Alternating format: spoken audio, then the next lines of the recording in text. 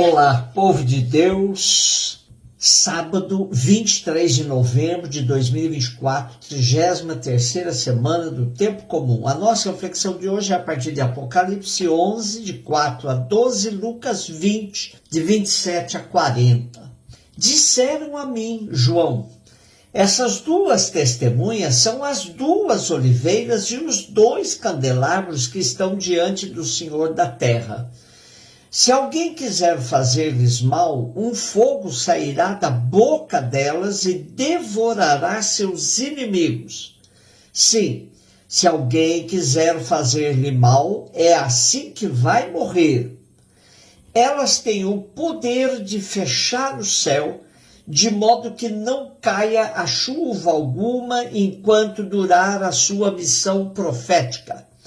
Elas têm também o poder de transformar as águas em sangue, e quantas vezes elas quiserem, podem ferir a terra com todo tipo de praga. Quando elas terminarem o seu testemunho, a besta que sobe do abismo vai combater contra elas, vai vencê-las e matá-las. E os cadáveres das duas testemunhas vão ficar expostos na praça da grande cidade, que se chama simbolicamente Sodoma e Egito, e na qual foi crucificado também o Senhor delas. Gente de todos os povos, raças, línguas e nações verão seus cadáveres durante 3 dias e meio, e não deixarão que os corpos sejam sepultados. Os habitantes da terra farão festa pela morte das testemunhas, felicitar-se-ão, trocarão presentes, pois estes 2 profetas estavam incomodando os habitantes da terra. Depois dos 3 dias e meio, um sopro de vida veio de Deus, penetrou nos 2 profetas, e eles ficaram de pé.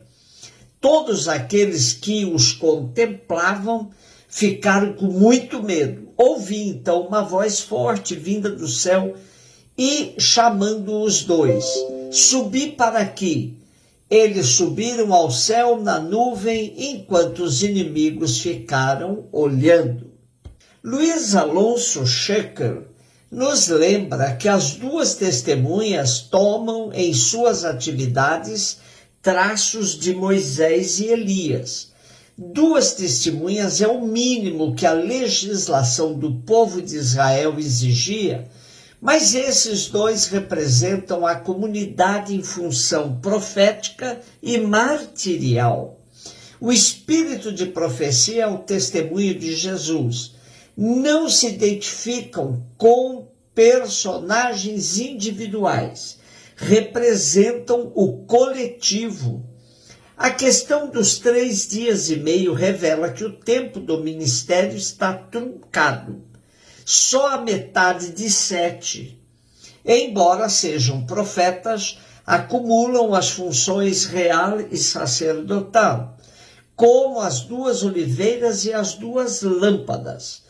Enquanto durar seu ministério, sua palavra será fogo que consumirá os rebeldes. Quando concluir seu ministério, a besta, agente do poder da morte, as derrotará. Aparentemente, pois, matando-as por causa do testemunho, as incorporará à paixão do Senhor, pelo que obterão a ressurreição e a ascensão. A cidade que as matou e matou Cristo merece o nome de Sodoma, a depravada, ou Egito, o opressor. Só meia semana ficarão os cadáveres expostos, enquanto a população e o mundo festejarão sua derrota aparente. A ressurreição nos lembra o vale de ossos ressequidos, descrito por Ezequiel. A inesperada glorificação dos mártires provoca o terror dos culpados, o reconhecimento a contragosto da glória de Deus. A ascensão se assemelha à de Jesus e à do personagem humano descrito por Daniel ou a Elias. A mensagem permanente de Apocalipse frente às perseguições do final do primeiro século era: não tenham medo. João temia que o povo das comunidades se acomodasse e perdesse o brilho da profecia, ou simplesmente abandonasse o primeiro amor, o sonho de seguir Jesus e somente a ele servir. Lucas 20, 27, 40. Aproximaram-se de Jesus alguns saduceus que negam a ressurreição e lhe perguntaram: Mestre, Moisés deixou-nos escrito: se alguém tiver um irmão casado e este morrer sem filhos, deve casar-se com a viúva, a fim de garantir a descendência para o seu irmão. Ora, havia 7 irmãos. O primeiro casou e morreu sem deixar filhos. Também o segundo e o terceiro se casaram com a viúva, e assim os 7. Todos morreram sem deixar filhos. Por fim, morreu também a mulher. Na ressurreição, ela será esposa de quem? Todos os 7 estiveram casados com ela. Jesus respondeu aos saduceus: nessa vida os homens e as mulheres casam-se, mas os que forem julgados dignos da ressurreição dos mortos e de participar da vida futura, nem eles se casam, nem elas se dão em casamento, e já não poderão morrer, pois serão iguais aos anjos, serão filhos de Deus porque ressuscitaram. Que os mortos ressuscitam, Moisés também o indicou na passagem da sarça, quando chama o Senhor o Deus de Abraão, o Deus de Isaque e o Deus de Jacó. Deus não é Deus dos mortos, mas dos vivos, pois todos vivem para ele. Alguns doutores da lei disseram a Jesus: Mestre, tu falaste muito bem. E ninguém mais tinha coragem de perguntar coisa alguma a Jesus. A ressurreição nunca foi algo de fácil entendimento, pois dava a impressão de que se estava jogando para um outro plano tarefas a serem desenvolvidas no plano natural das coisas. O ambiente helenista que marcava e muito o final do primeiro século, quando Lucas escreveu o Evangelho, também não ajudava, pois os gregos flertavam muito mais com a cultura da reencarnação. Além disso, dentro de uma cultura politeísta, a pergunta dos saduceus manifesta uma mentalidade materialista e fechada à lógica da vida eterna. Eles eram donos de terra, viviam fazendo acordos com o Império Romano, constituíam parte significativa do Conselho Judaico, o Sinédrio, e isso explica o desinteresse por acreditar em ressurreição. Jesus fala de imortalidade, coisa que não podemos experimentar desde já, e que deve ser considerada um dom precioso da vontade divina.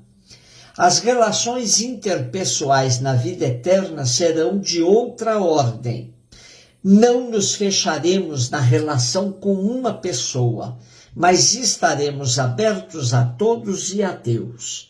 Portanto, não se trata de levar ou não a mulher para outra vida. A vida depois da morte será algo completamente novo e inesperado. Finalmente, Jesus afirma que os ressuscitados serão semelhantes aos anjos. Não se trata de uma expressão de desprezo pelo matrimônio, mas da afirmação de que a vida eterna será diferente da vida deste mundo, mais próxima de Deus, a quem louvaremos e serviremos, como se acredita que fazem os anjos. Mas fica evidente que os saduceus só estavam querendo ridicularizar Jesus, tocando num tema que para eles nada significava. No final do nosso relato fica evidente de que entre os escribas também havia pessoas que apreciavam a doutrina de Jesus, mas não tinham coragem para ser coerentes até as últimas consequências, isto é, até comprometer-se com Jesus. Vivemos no tempo das hermenêuticas, ou seja, das múltiplas interpretações.